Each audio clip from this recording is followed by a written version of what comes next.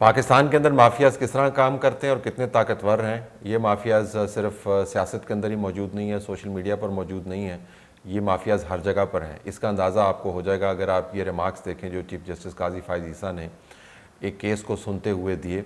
ये केस क्या है? बुनियादी तौर पर तो मुनाल रेस्टोरेंट जो नेशनल पार्क के बीच में बनाया गया था 2006 से लेकर पिछले चंद महीनों तक अरबों रुपए की आमदन लेने के बाद पता ये चला कि ये पार्क बुनियादी तौर पर गैर कानूनी तजावज़ात के ज़ुमरे में आता है। चीफ जस्टिस ने इसको बंद करने का हुक्म दिया, इम्प्लीमेंटेशन का ज़ाहरन आगाज़ हो गया।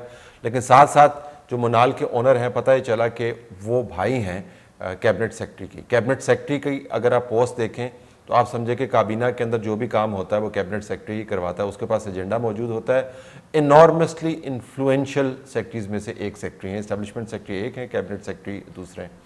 उनके भाई का ये बिज़नेस है।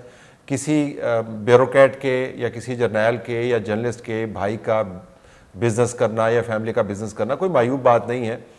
कोई भी शख्स किसी दूसरे की जिम्मेदारी नहीं ले सकता। अगर वो जिम्मेदारी ना ले तो यहाँ पर वाज़े ये हुआ कि जो ही इस वाइल्ड लाइफ प्रोटेक्टेड एरिया को, जो पार्क का एरिया है, उसको साफ़ करने की बातचीत शुरू हुई तो जिस मिनिस्ट्री के नीचे ये मामला आता है उस मिनिस्ट्री के हाथ से निकलवा के एक नोटिफिकेशन के ज़रिए इंटीरियर मिनिस्ट्री के हाथ में ही दे दिया गया। इंटीरियर मिनिस्ट्री का माहौलियात से क्या ताल्लुक़ है? ये तो बहुत बड़ा माहौल था जो माहौलियात के नाम पर किया गया।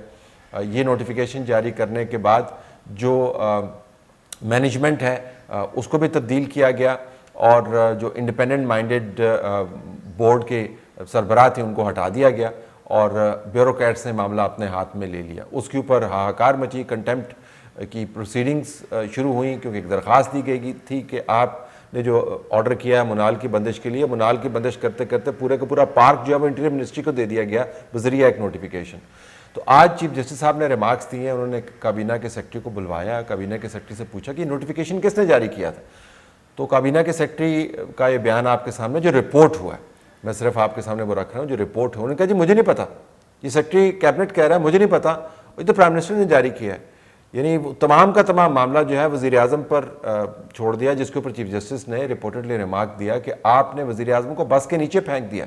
आप अंदाज़ा करें कि दाव पेच क्या है इस जगह को जो बिलियंस ऑफ डॉलर्स की जगह है लेकिन प्रोटेक्टेड है और नेशनल पार्क के ज़ुमरे में आता है। आप दुनिया भर में प्रिजर्व्ड नेशनल पार्क्स के अंदर आप एक दरख्त भी तोड़ेंगे तो आपको धर लिया जाएगा। यहाँ पर आपने बिलियंस ऑफ रुपीस के प्रॉफिट कमाए हैं, नाजायज़ तजावज़ात का एक पूरा नेटवर्क क्रिएट किया है और जब उसके ऊपर कोर्ट हाथ डालती है तो फिर बदतरीन कैंपेन शुरू होती है। जो दूसरा हिस्सा है इन रिमार्क्स का, उससे आपको पता चलेगा कि चीफ जस्टिस क्या कह रहे हैं। वो कह रहे हैं जी कि मेरे खिलाफ बदतरीन कैंपेन का आगाज़ किया गया और मैं तो अब ये भी आपको बता रहा हूँ, ये मेरे अपने रिमार्क्स हैं, मैं तो आपको ये भी बता रहा हूँ कि ये जो दीनी और मजहबी मामलात को बुनियाद बनाकर इनके खिलाफ एक कैंपेन चलाई गई है जो लाइफ थ्रेटनिंग कैंपेन है।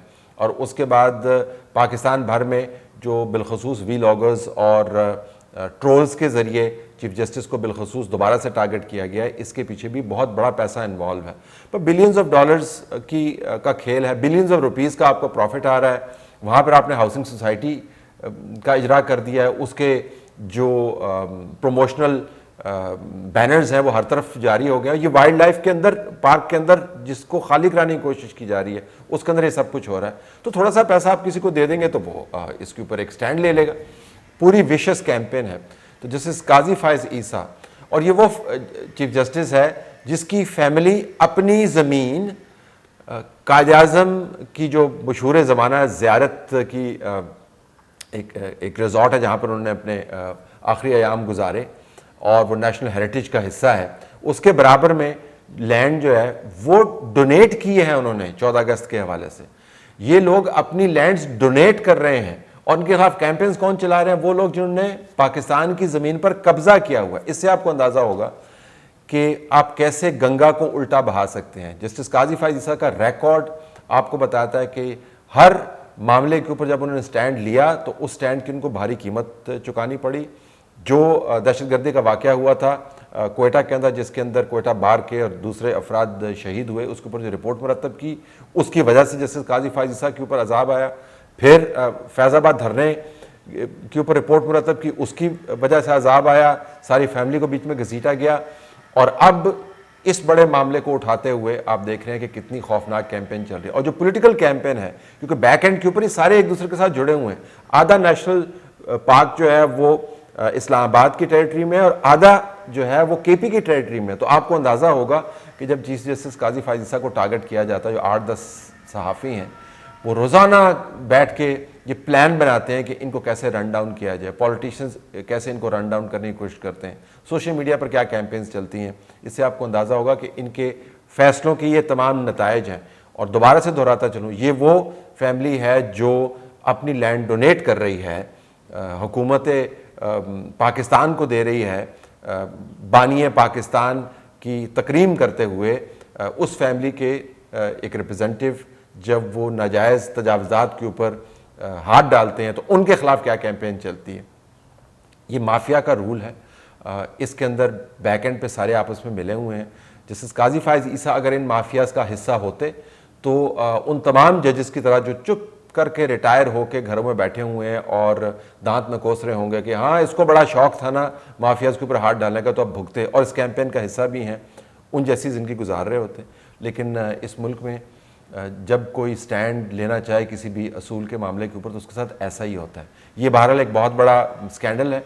वज़ीर आज़म की काबीना का जो सेक्रेटरी है वो कह रहा है जी कि ये नोटिफिकेशन मैंने जारी नहीं किया, ये तो प्राइम मिनिस्टर ने जारी किया, तो प्राइम मिनिस्टर को अब इसके ऊपर वजाहत देनी चाहिए, या प्राइम मिनिस्टर को कोर्ट में अगर उनकी इम्यूनिटी आड़े नहीं आती तो बुलवा लेना चाहिए, अटॉर्नी जनरल के जरिए पूछना चाहिए कि प्राइम मिनिस्टर रिटन स्टेटमेंट तो दें कि नोटिफिकेशन उन्होंने जारी किया या नहीं किया।